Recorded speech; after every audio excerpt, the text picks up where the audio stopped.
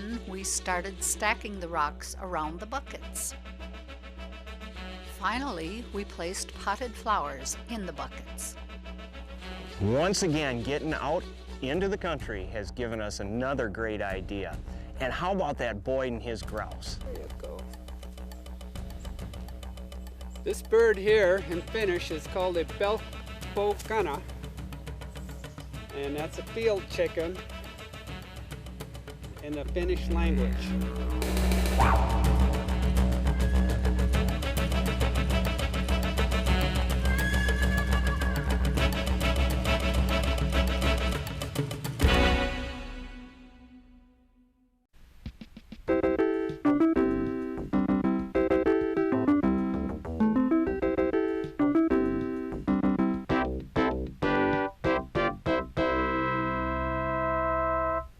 Hi, I'm Greg Anderson, your host for the Brown Thumb Gardener.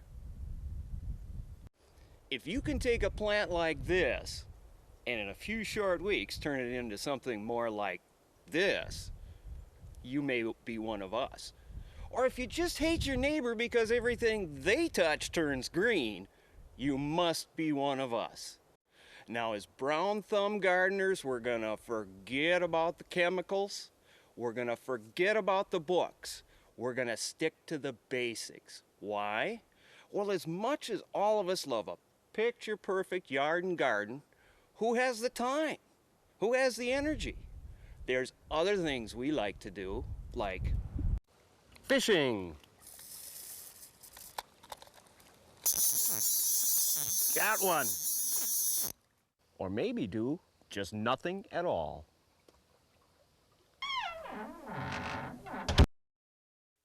Today on the Brown Thumb Gardener, we're going to visit a DNR officer, a retired farmer, and we'll build a raised flower bed.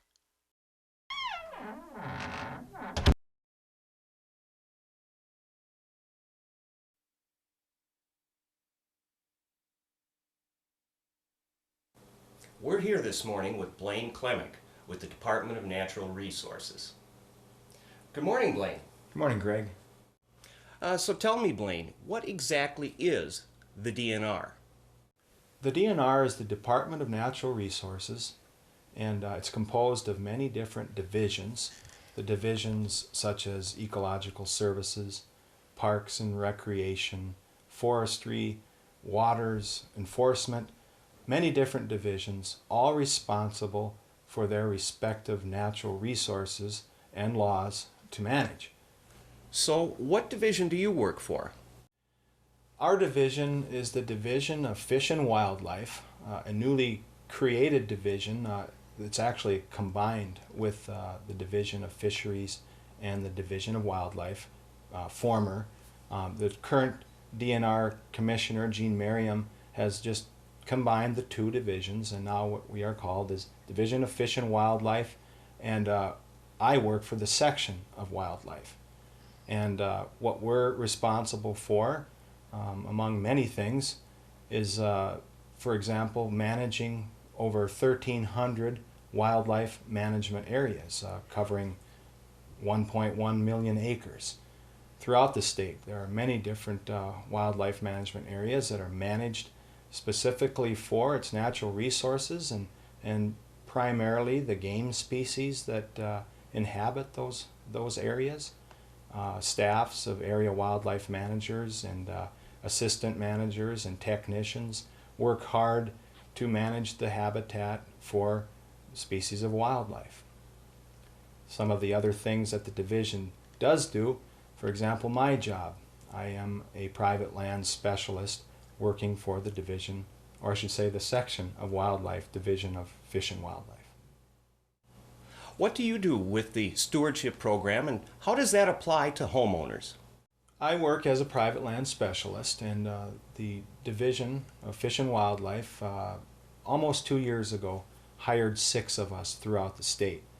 There are currently 5 private land specialists now in the state of Minnesota, and I am the one that was hired up here in the Bemidji area, and my area is all the forests, the woodland acres basically of, or I should say the woodland counties of Region 1, like Clearwater, Hubbard, Beltrami, these types of counties. And my primary emphasis is, as a private land specialist, to write woodland stewardship plans. And this program, Forest Stewardship Program, is a program that many other professionals in the field have been doing for a long time. U.S. Forest Service, the Soil and Water Conservation District, Natural Resources Conservation Service, and private forest consultants and the DNR foresters have been writing stewardship plans for people with woodland acres for years. And the Division of Wildlife, the Division of Fish and Wildlife, Section of Wildlife have for years as well recognized the need to manage lands for wildlife and to do woodland stewardship plans as well. So they put us on board here a couple of years ago. And I write woodland stewardship plans for anyone requesting one. We're going to the Junis farm this afternoon. You remember Boyd, don't you? Tell us a little bit about the program you developed for him. Yes, Boyd Junis from rural Monaga called me up, and Ron Norenberg from the DNR Forestry and Eric Thorson from DNR Wildlife, and I went to his farm, and first we visited with Boyd like you always do with a landowner that calls and requests a stewardship plan, visit with the landowner, and we went on a tour of his property, and he has beautiful acreage, 100 acres of woodland, some hardwoods, for example, old growth maple, sugar maple, and basswood, and a real nice component of aspen and fields. And Boyd's vision is to let it go back to natural, as well as doing some enhancements. For example, on some of his fields, Boyd thought it'd be nice to have some prairie grass and some wild flowers, to do things with the timber, possibly some timber sales. So these are all the things that we listened to. And then later, I returned to Boyd's farm and I did an inventory of his woodland acres, and then developed a woodland stewardship plan based on Boyd's goals and objectives.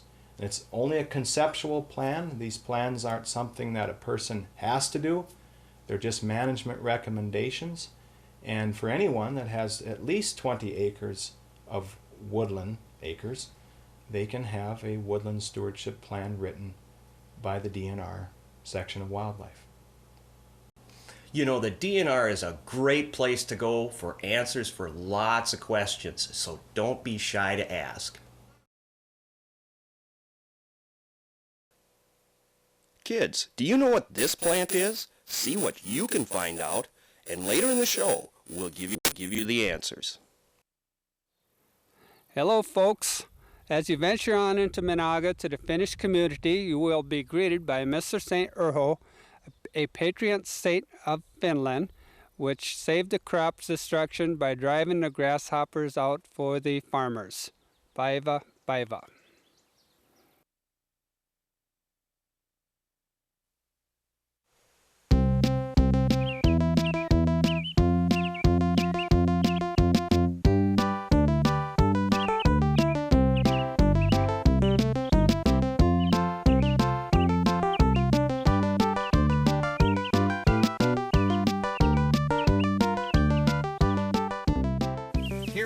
At the century-old Junis farm with Boyd Junis.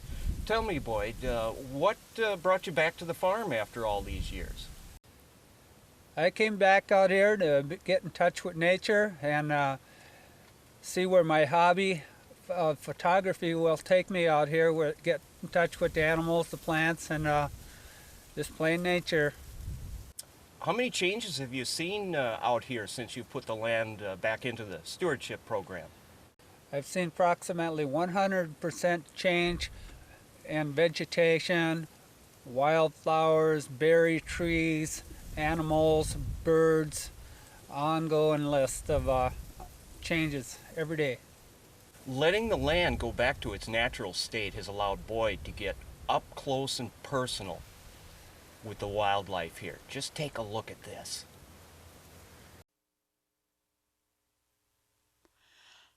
The ruffed grouse, a heavy-bodied chicken-like bird, is fairly common out here in the country. When flushed, they burst into full flight with rapid wing beats. Bird. There you go. This bird here in Finnish is called a belkpokana, and that's a field chicken in the Finnish language. Come on. There you go, good girl. There you go. Now walk up. No, don't bite. You be nice. No bite. Come on, walk up to my shoulder. There you go.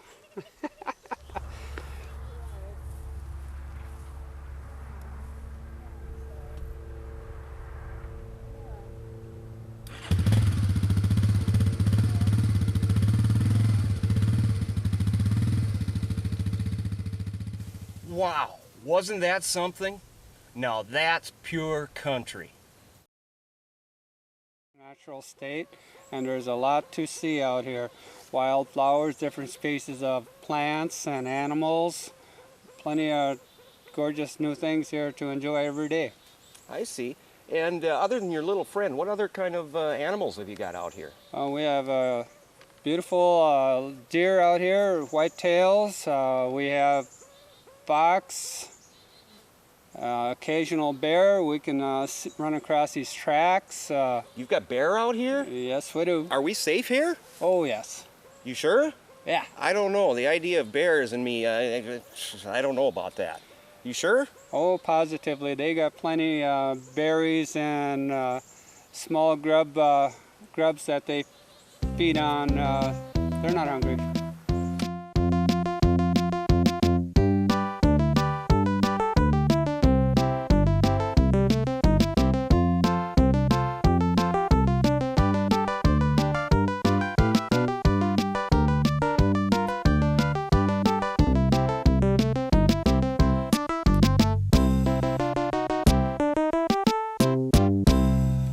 Hey Boyd, what's up with this rock pile? This rock pile, 3 others on this field.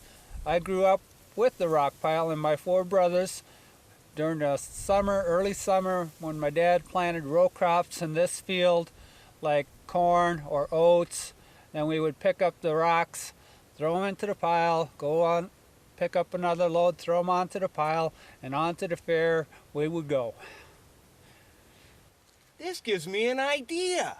Hey Boyd, you think we could take a few of these rocks? Well, thanks again, Boyd, for the visit. Been really enjoyable, and thanks for the rocks. You betcha, anytime. Bye. Well, now it's time to head back to town, so come on, folks, and join us to see what we can do with a pile of rocks. Well, we're here in front of this potting shed. We've got our rocks, thanks to Boyd, 2 buckets, and a big flower pot. And from this, we're going to create a unique and beautiful raised rock flower bed.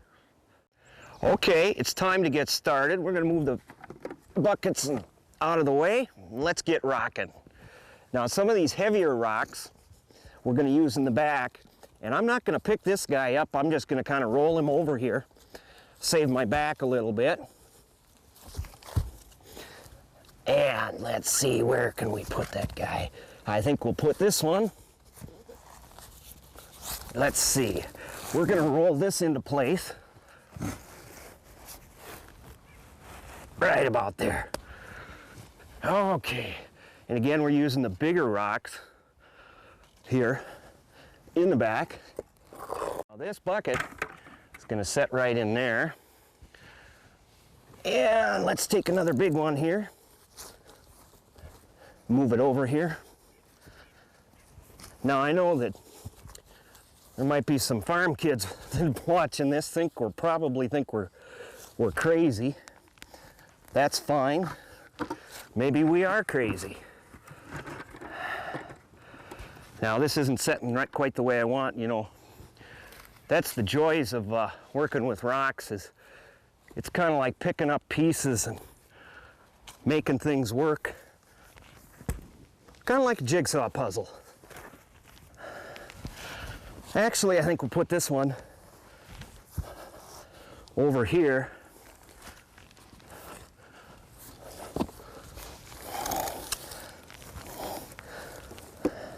Something like that. You know what? It doesn't fit. That's why we got more rocks than we need. That way we can find what works, what doesn't. This one looks a little more like it. One thing you want to remember about these rocks, they're heavy, and you make sure you keep a good grip on them. Oh, that hurt.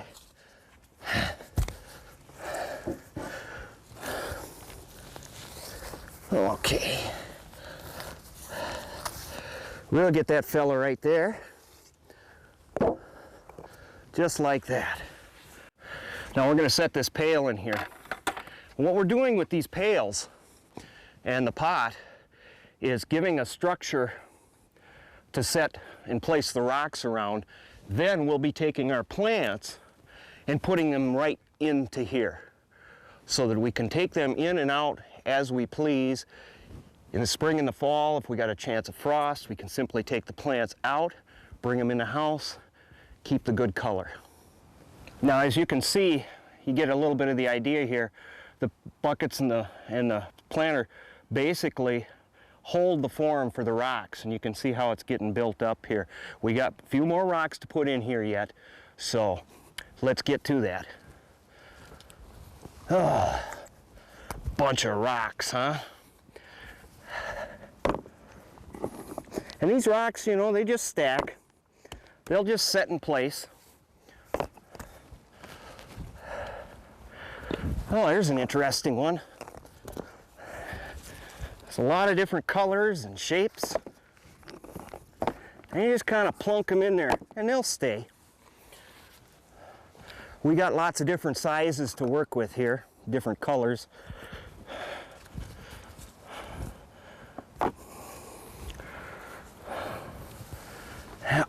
Let's set that. We'll set this red one right there, top of the black. Yeah, here's another pretty one. Where should we put him? I think we'll put him.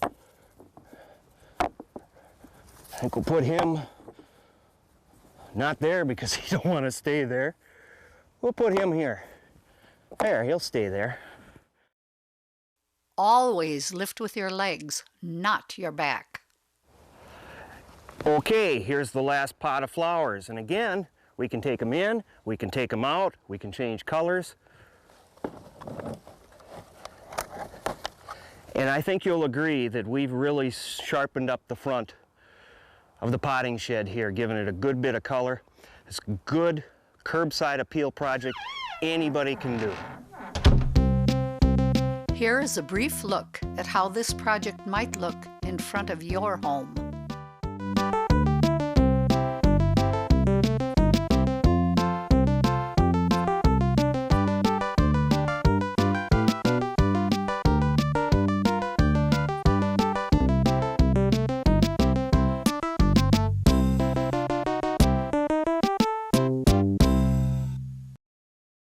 For a quick review of this project, we first went to the country and picked rocks of assorted sizes. Then we started stacking the rocks around the buckets. Finally, we placed potted flowers in the buckets. Once again, getting out into the country has given us another great idea. And how about that Boyd and his grouse?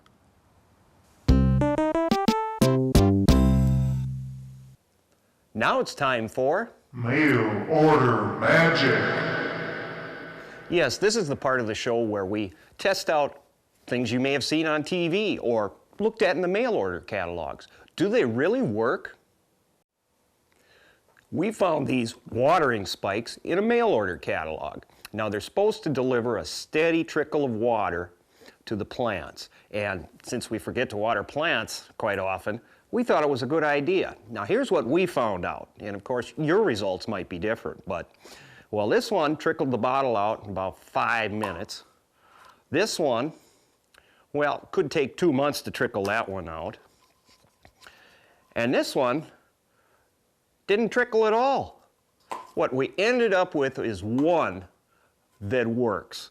And I'll tell you what, they're easy to use, kind of a good idea. Simply place the product into the ground or into the pot, and there you have it. And it's great for vacation time too.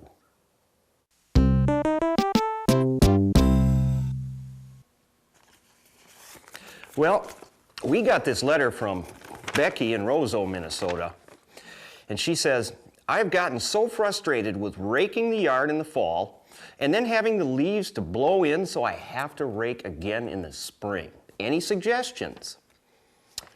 Well, first of all, pretty much forget about the rake. You see, these leaves actually do a good job of protecting your lawn and garden from the harsh winter elements. So basically, I like to leave them. There is one thing we do like to do in the winter with leaves where they've piled up a lot, and that is to take them and put them on our flower beds to protect the bulbs and perennial plants that might be in there. Give them a little extra insulation for the winter.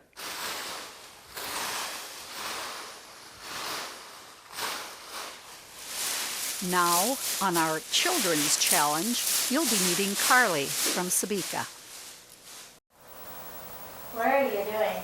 Well, I'm putting my tulips to bed for the winter. You're putting them to bed? Well, actually, I'm using these leaves to cover my flower beds to give them a little more protection from the harsh winter elements. What do you know about leaves? I notice I'm warm when I lie in the leaf pile for a while. Exactly. That's why we're insulating our flower beds with these leaves. Can you tell us what the leaves do for the plants? Sure, we studied them in school. When it gets colder outside, the leaves have done their job, making food for the plants, so it pulls in the last bit of energy from the leaves. Right. The leaves turn the sunlight into energy through a process called photosynthesis. Photo what? Photosynthesis. Oh yeah, I remember hearing that word from my science class. Also, the amount of sunlight, the temperature, and the moisture affect how the leaves color in the fall. For instance, this year the colors weren't very bright because it was cold and dry. Can you tell us what kind of tree this leaf came from? That's from an oak tree. How about this one? A poplar? Right, and how about this one? Maple. I like all the different colors. It's cool to find the leaves the same shape in different colors. Well, Carly, I can see that you've sure learned a lot about leaves. Thanks for stopping by and sharing with us. This plant is called the aloe vera. It's also commonly known as the medicine plant because its juices are excellent for burns, cuts, scrapes, and much more. Aloe plants are easy to grow. Now, there's many species of aloe, with some growing up to 15 feet tall, and some with leaves 3 feet long and 6 inches wide. All aloes do best in full sunlight in normal room temperatures.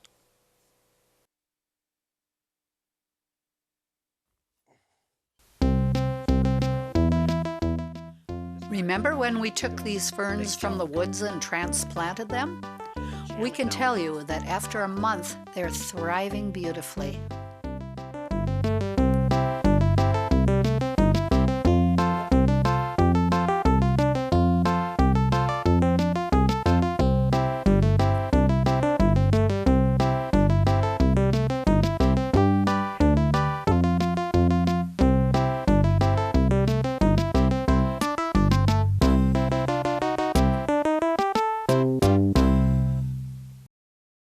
To keep vehicles off the lawn and provide some rustic charm, this simple cedar fence was added.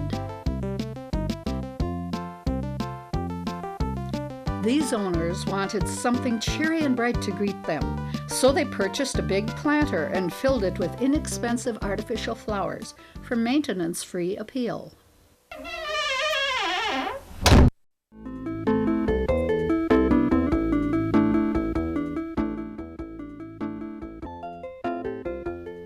This deck was nice, with the lighted rail and a half barrel filled with water lilies. But to make it outstanding, we added potted plants, an inexpensive bird bath, and finally a pump and a frog to make this a water feature that is definitely the center of attention.